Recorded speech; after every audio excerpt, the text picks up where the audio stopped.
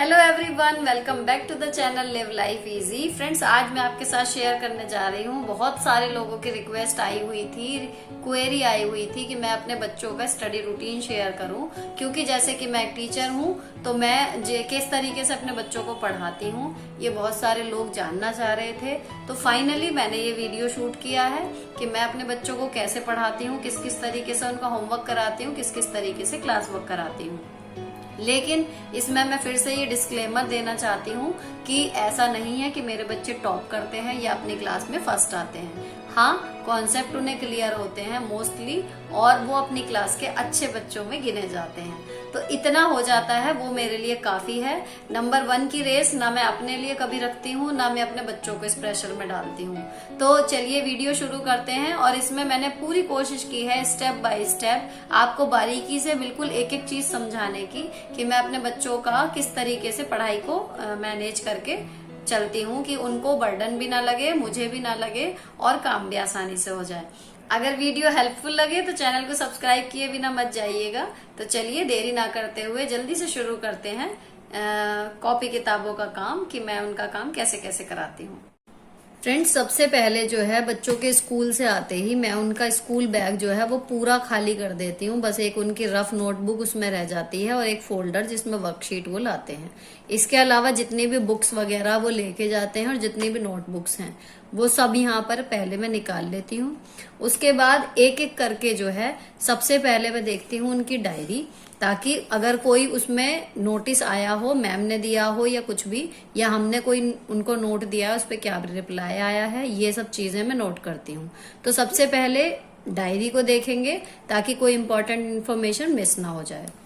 उसके बाद डायरी के बाद आता है कॉपीज।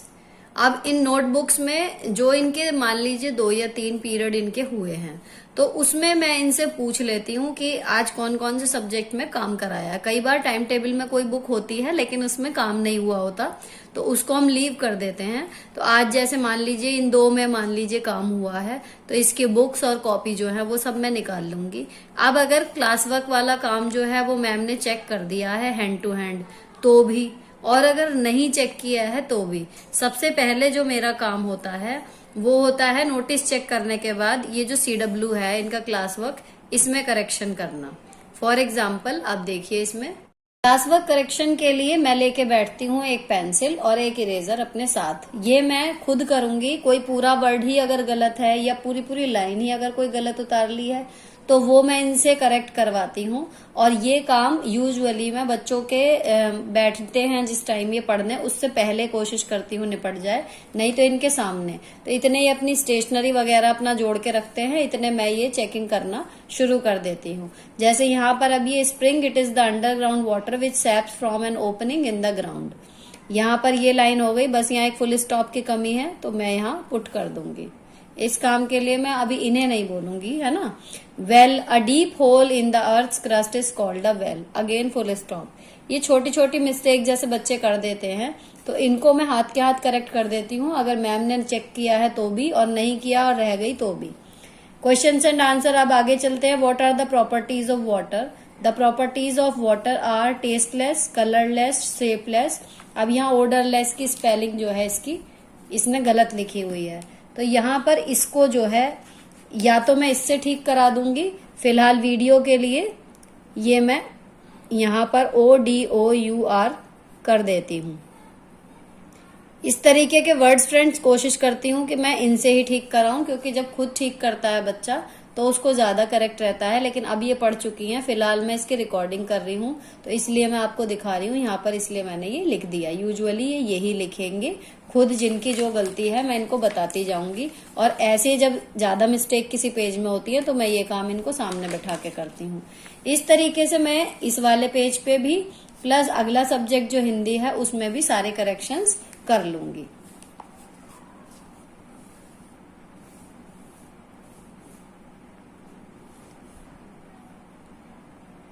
सारे ये देखने के बाद इससे ये फायदा होता है कि अगर आपका बच्चा लर्न कर रहा है, जैसे मैं, अगला स्टेप है क्लास वर्क को लर्न कराने का काम आता है, तो अगर मैम ने किसी वजह से चेक नहीं किया या इन केस की चेकिंग करने में इतनी सारी कॉपी होती है, कोई एक आध मिस्टेक रह गई, तो उस पे इशू कोई नहीं होना चाहिए। हमें चाहिए कि हम उसको ठीक कर लें और उसके हिसाब से अपने बच्चे को हाथ के हाथ उसे लर्न करा दें, ताकि हमारा जो बच्चा है वो गलती से भी गलत स्पेलिंग याद ना कर जाए, क्योंकि एक बार गलत स्पेलिंग याद हो जाती है तो फिर उसको करेक्ट करवाना बहुत मुश्किल हो जाता है बच्चे के लिए। अब दूसरे सब्जेक्ट में इसी तरीके से हिंदी में मैं करेक्शन कर लूंगी, जो छोटी मोटी मात्राएं वगैरह गलत हैं वो इस तरीके से मैं खुद ही ठीक कर दूंगी, ताकि जब ये लर्न करें तो इन्हें एक सही स्पेलिंग मिले और फर्स्ट टाइम में ही ये एक सही स्पेलिंग ही याद करें, ना कि गलत। क्लास वर्क के करेक्शन के बाद अक्सर इन्हें इस तरीके की वर्कशीट घर पे सॉल्व करने के लिए मिलती हैं, या मैथ के क्वेश्चंस या मेक सेंटेंसेस, जो भी इनको होमवर्क में मिला है, तो उनका होमवर्क जो है उसके बाद मैं कराती हूँ। होमवर्क का पैटर्न फ्रेंड्स ये है कि पहले रिटन जितना भी काम मिला है वो कराया जाएगा, और उसके बाद कितना टाइम बचता है उसके आधार पे मैं देखूंगी कि आज इसमें लर्न कराने का क्या क्या हो सकता है। कोशिश ये रहती है सेकंड स्टेप में कि हम CW के करेक्शन के बाद HW रिटन करा दें, और रिटन वर्क कराने के बाद, जैसे आज मैंने इनको ये वर्कशीट करवा दी है तो इसका काम हो गया है इनका खत्म, और इसके बाद जो इतना भी CW का काम आया है, जैसे आज इनको ये वाली एक्सरसाइज जो है वो बुक में कराई है, तो ये वाला मेरी कोशिश यही रहेगी कि ये मैं आज इनको एक बार फिर से अपने आप समझा भी दूं, और उसके बाद ये सुन भी लूं कि स्नेल लिव्स इन अ, तो ये बता देंगी शेल, क्योंकि क्लास में इतने अच्छे से करा के भेजते हैं पहले ही, तो ऑलरेडी इन्हें याद होता है, और इनकेस अगर याद नहीं है तो घर पे रिवीजन कराने से ये हाथ के हाथ पक्का हो जाएगा। अब जब कभी टेस्ट होगा तो उस टाइम पे ये चीजें हमें पहले से एक बार इन्होंने क्लास में पढ़ी हुई होंगी, एक बार घर में पढ़ी होंगी, तो इजियली लर्न हो जाती हैं। सब्जेक्ट डेली कितने लिए जाएं, इसके लिए मेरा रूल चलता है 1+1, ये घर पर, और 1+1 ये ट्यूशन में। 1+1 यहाँ पर क्या है कि पहला तो है होमवर्क इनका कराना, चाहे वो 1 कॉपी में हो या 2 कॉपी में या 3 कॉपी में, इनका होमवर्क अलग से हो गया, प्लस एक चीज कोई ना कोई मैं क्लास वर्क में से जरूर करा देती हूँ। अगर होमवर्क कम है, जल्दी निपट गया है, एक आधी कॉपी में है, तो क्लास वर्क में क्वेश्चन आंसर टाइप चीजें हो सकती हैं, लेकिन अगर होमवर्क लेंथी है, लिखने का कोई काम है, तो क्लास वर्क में फिलअप्स या मैचिंग जैसी कोई एक चीज में कॉन्सेप्ट उनको क्लियर करके सुन लेती हूँ। प्लस कोई से भी जो होमवर्क और क्लास वर्क में सब्जेक्ट हुए हैं उनसे अलग कोई से भी 2 सब्जेक्ट जो हैं वो ट्यूशन में भेज देती हूँ, उनकी पढ़ाई ये ट्यूशन में कर लेती हैं, थोड़ा थोड़ा रिवीजन, इस तरीके से लगभग सारे सब्जेक्टों का डेली हो जाता है। हिंदी है तो हिंदी लिटरेचर या लैंग्वेज उनमें से एक हिंदी हो जाएगी, इसी तरीके से इंग्लिश लिटरेचर या इंग्लिश लैंग्वेज उनमें से एक हो जाएगी। इस तरीके से लगभग मेन सब्जेक्ट जो है वो सारे ही डेली टच हो जाते हैं। सबसे इम्पोर्टेंट, इस तरीके की आप क्वेश्चंस की एक अलग कॉपी बनाइए। मैंने ये एक कॉपी बनाई हुई है, इसमें क्वेश्चंस मैंने ऊपर ही लिख दिया है ताकि ये कॉपी इनकी और कॉपियों के साथ मिक्स ना हो। अब इसमें देखिए मैं इस तरीके से क्वेश्चन लिखती हूँ। इसमें ये सारे सब्जेक्ट हैं, Hindi literature, Hindi language, English literature, English language, EVS, math, GK and computer. इनके ये जो हैं 4 और 4 8 सब्जेक्ट हैं। इसके अलावा इनका होता है ड्राइंग, तो ड्राइंग में क्वेश्चन वगैरह लिखने की बात नहीं है। ये सारे मैंने इसमें सब्जेक्ट जो हैं इस तरीके से पेपर मोड़ के कुछ एक पेज जो हैं वो हर सब्जेक्ट के लिए बनाए हुए हैं। अब देखिए यहाँ पर जैसे स्टार्टिंग में ही पहला पार्ट आता है, यहाँ पर फर्स्ट पोर्शन जो है वो हिंदी लिटरेचर का बनाया हुआ है। अब इसमें जैसे जैसे मैम काम कराती जाती हैं, महाराणा प्रताप के कठिन शब्द हैं वो बस मैंने लिख लिए कि कितने हैं, 12 इसमें नहीं लिखे, बाकी शब्द अर्थ के ये सारे शब्द उतारे हुए हैं मैंने। इसमें टोटल 15 शब्द अर्थ हैं, तो ये मैंने 15 उतारे हुए हैं। इसके सामने के आंसर का स्पेस जो है वो खाली है, और जब भी मुझे इनसे याद करवा के लिखवाना होगा तो पहले ही अपनी नोटबुक में से याद करेंगी कि दुग्ध माने दूध, रक्त माने खून, और फिर इस कॉपी को ये सामने रखेंगी और अपनी किसी दूसरी कॉपी में इसके आंसर लिख के दिखाएंगी। ये लिखेंगी अपनी कॉपी में नंबर 1 दूध, नंबर 2 खून, नंबर 3 बहना, इस तरीके से केवल ये आंसर लिखेंगी और मैं दोनों कॉपी सामने रख के चेक कर लूंगी। इस तरीके का ये आपकी कॉपी बनने से बहुत आराम मिल जाता है। अब यहाँ पर फिलहाल इन्होंने इतना ही काम कराया है, प्रश्न उत्तर जो है वो एक ही कराया है, महाराणा प्रताप कौन थे। तो जैसे ही मैम इसके आगे प्रश्न 2 या 3, 4 कराएंगी तो मैं यहाँ पर उसको नोट कर लूंगी पेन से। ये हुआ हिंदी का काम। इसी तरीके से हिंदी लैंग्वेज में अभी इनके अनुच्छेद लेखन में हमारे राष्ट्रीय त्योहार केवल एक इतना ही हुआ है। बाकी बुक में अगर एक्सरसाइज कराएंगी तो मैं कोशिश करती हूँ कि बुक वाली एक्सरसाइज भी यथासंभव इसमें उतार लूं। अब आगे चलते हैं। ये अगला सब्जेक्ट आ गया इंग्लिश लिटरेचर। इंग्लिश लिटरेचर में इनका चैप्टर 3 चल रहा है। उसमें डिफिकल्ट वर्ड भी मैंने इसमें लिख लिए 15 और वर्ड मीनिंग जो है उनके वर्ड सारे यहाँ पर उतार लिए हैं। सामने आंसर का स्पेस खाली है तो इसमें से देख के बिल्कुल सेम मेथड से जब ये याद करेंगी तो मैं ये वाली कॉपी सामने रखूंगी और इनसे लिखवा लूंगी। इसमें क्वेश्चन आंसर भी हो चुके हैं तो यहाँ मैंने क्वेश्चन आंसर लिखे हुए हैं। Reference to context, my friend for how much longer must we live in darkness, question number 1, question number 2, question number 3। तो क्वेश्चन उनको यहाँ से मिल जाएंगे, दोनों के बीच में एक कॉपी रख देती हूँ और वो आराम से इसमें से देख के जो है वो आंसर लिख लेती हैं।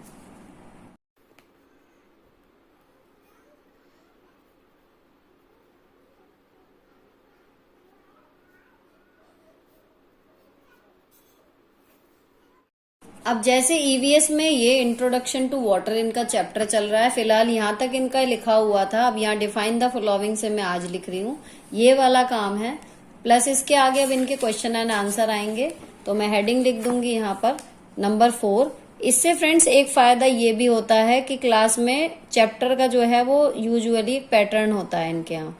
तो एक बार ऐसा हुआ था कि एक चैप्टर के लॉन्ग क्वेश्चन आंसर मुझसे मिस हो गए थे ऑनलाइन क्लासेस के टाइम पे और मुझे पता ही नहीं चला कि मैंने उस चैप्टर के कराए ही नहीं है।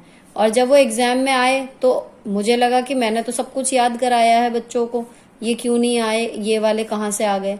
Then I check the classroom app तो पता लगा कि आए थे लेकिन मुझे पता ही नहीं चला। इस तरीके से करने से ना सबसे बड़ा फायदा ये होता है कि आपको चैप्टर का पैटर्न पता लग जाता है। सपोज कीजिए कि सबसे पहले देखिए जैसे डिफिकल्ट वर्ड है, फिर आंसर इन शॉर्ट आते हैं, फिर डिफाइन द फॉलोइंग किसी में होते हैं किसी में नहीं, लेकिन उसके बाद आते हैं क्वेश्चन एंड आंसर जो आंसर इन लॉन्ग होते हैं। तो अब मुझे एक पैटर्न का इससे एक आइडिया हो गया है। इस वाले तरीके से एक फायदा ये भी होता है। प्लस आपका जो सारा सिलेबस है बच्चों का वो एक हैंडी तरीके से आपके सामने रहता है, एक दिमाग में रहता है। अब पहला क्वेश्चन मैंने उतार लिया, क्वेश्चन नंबर 2 उतार लेंगे। इसी तरीके से अभी तक का इनका सारा काम जो है वो अपडेट हो जाएगा। अब देखिए ये यहाँ पर क्वेश्चन नंबर 3 तक मैम ने कराया, यहाँ चैप्टर कंप्लीट हो गया, क्वेश्चन नंबर 3 तक मेरा उतर गया। यहाँ पर ये मैं निशान लगा दूंगी कि यहाँ हमारा चैप्टर कंप्लीट है। प्लस एक वर्कशीट मैम जो है वो हर चैप्टर की पूरी फाइनल रिवीजन की देती हैं, वो है तो वो इस तरीके से हमें मिलती है। तो ये जो वर्कशीट है या तो मैं इसका जो कोरा है मेरे पास उसकी पीडीएफ से प्रिंट आउट निकाल लेती हूँ, या फिर ये सारे क्वेश्चंस जो हैं वो अल्टीमेटली चैप्टर में से ही आए हैं। तो जब बच्चा ये सारे चैप्टर के क्वेश्चन लिख के दिखा देगा तो मैं इनको ओरली सुन लेती हूँ। इस तरीके से ये पूरा चैप्टर जो है वो हमारा बिल्कुल बढ़िया तरीके से याद हो जाएगा। तो ये पैटर्न है फ्रेंड्स की। इतना काम करने के बाद, पढ़ाने के बाद मैं इन्हें भेज देती हूँ। तो मान लीजिए मैंने 5-6 सब्जेक्टों में से या 5 सब्जेक्ट में से 3 या 2 टच कर लिए। अब जो सब्जेक्ट मेरे यहाँ नहीं हुए उनसे अलग जो सब्जेक्ट 2 कोई से भी वो मैं भेज देती हूँ इनको ट्यूशन लेके। ये फर्क पड़ता है ट्यूशन का कि मान लीजिए मैं पढ़ाती हूँ मतलब लगभग 3 बजे मैं बैठती हूँ और 3 से 4:30 बजे तक मेरा टारगेट होता है कि इनका होमवर्क वगैरह मैं रिटर्न करा दूं, प्लस क्लास वर्क को भी रिपीट करा लूं। तो 4:30 से कई बार 4:45 भी हो जाते हैं और कई बार 5 बजे इन्हें ट्यूशन जाना होता है तो बिल्कुल 5-7 मिनट पहले ही इन्हें पढ़ती हैं। लेकिन यहाँ पर ये मेरे से पढ़ के हो चुका होता है इनका काम कि अब और नहीं हो सकता, लेकिन ट्यूशन में जाके फिर ये 1 घंटा और पढ़ जाती हैं। इसलिए मैंने इनका ट्यूशन लगाया हुआ है। थोड़ा इनका कैलिबर जो है वो पढ़ने का बढ़ जाता है और सारे सब्जेक्ट छुए जाते हैं। नहीं तो जो 2-3 मैं इन टाइम में करा पाऊंगी ये वहीं पर एंड हो जाएगा। जो आगे के 2 सब्जेक्ट रोज टच करने की बात है वो नहीं हो पाती। तो इसके लिए मैंने इनका ट्यूशन लगाया हुआ है। अब बात आती है ट्यूशन की।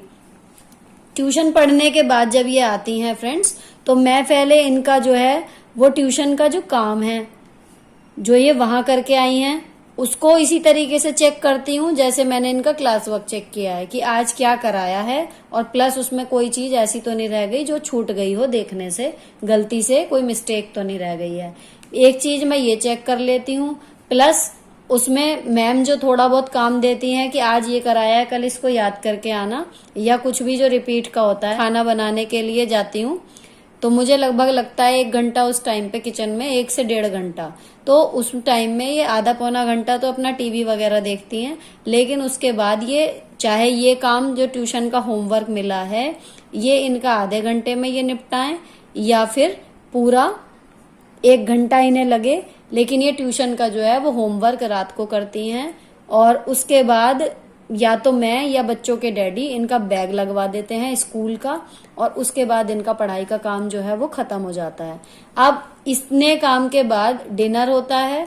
डिनर करते करते ये लोग टीवी वगैरह देखते हैं, हम लोग सभी देखते हैं उस टाइम पे टीवी वगैरह देखती हैं। और अगर इनका होमवर्क स्कूल का दोपहर में निपट गया और ट्यूशन का शाम में, अगर वो निपटने के बाद इनके पास टाइम बचता है तो ये थोड़ी देर अपना फोन वगैरह में कार्टून या टीवी में अपना देख लेती हैं, और उसके बाद डॉट 9:30 बजे या 9:35 तक मैं इनको सोने के लिए भेज देती हूँ, ताकि मेरे बच्चे सुबह जब मैं उठाऊं, इनका टाइम है फिक्स उठने का 5:30, तो ये उठ जाती हैं मुझे बिना परेशान करे। तो इस तरीके से अगर आपको थोड़ा भी हेल्पफुल लगे तो आप भी प्लान करके देखिए, हो सकता है आपके बच्चे के साथ भी ये प्लान काम कर जाए। फ्रेंड्स, पूरी वीडियो में मैंने आपको जो कुछ भी बताया है वो मैंने सारे स्टेप्स इस डायरी के पेज पे लिखे हुए हैं। आई होप इससे आपको एक समरी मिल जाएगी। तो यहाँ पर स्टेप 1 में जो मैं करती हूँ वो सारी बुक्स और नोटबुक्स और डायरी बैग से बाहर निकाल लेती हूँ। स्टेप 2 में सारे नोटिस चेक करती हूँ उनकी डायरी में जो भी आए हैं, ताकि कोई इम्पॉर्टेंट चीज़ मिस ना हो जाए। स्टेप 3 में क्लास वर्क का करेक्शन करती हूँ कि कोई गलती ना छूट जाए, बच्चा गलत स्पेलिंग ना याद कर ले। स्टेप 4 में जो रिटन काम मिला होता है घर के लिए करने का, वो होमवर्क मैं इनको कराती हूँ। स्टेप 5 में क्लास वर्क में जो कुछ भी हुआ है उसको लर्न या रिवाइज़ करा देती हूँ जैसा भी टाइम होता है। इनमें से कोई सी भी 2 चीज़ें मैं कराती हूँ और 2 चीज़ें मैं भेज देती हूँ इनके ट्यूशन में। स्टेप 6 में जो सबसे इम्पॉर्टेंट है, सारे क्वेश्चंस को मैं एक सेपरेट क्वेश्चन कॉपी में अलग से नोट कर लेती हूँ। उसके बाद आता है स्टेप 7, जिसमें ये ट्यूशन चली जाती हैं और ट्यूशन पढ़ के आने के बाद वो स्टेप 7 शुरू होता है। उसमें मैं इनका ट्यूशन का जो काम है वो चेक करती हूँ, और सबसे लास्ट में ये करते हैं ट्यूशन का अपना होमवर्क। जो जितना जल्दी ये कर लें वो इनके ऊपर है, उसमें यूजुअली मैं ज़्यादा टाइम नहीं देती, सिर्फ बोलना होता है कि आप अपना काम कर लीजिए। ये 8 स्टेप मेरे बच्चों के लिए ठीक से काम कर रहे हैं। अगर आपके बच्चों के लिए भी हेल्पफुल रहें तो मुझे बताइएगा, और चैनल को सब्सक्राइब करना मत भूलिएगा। Bye bye, stay beautiful always and love your children.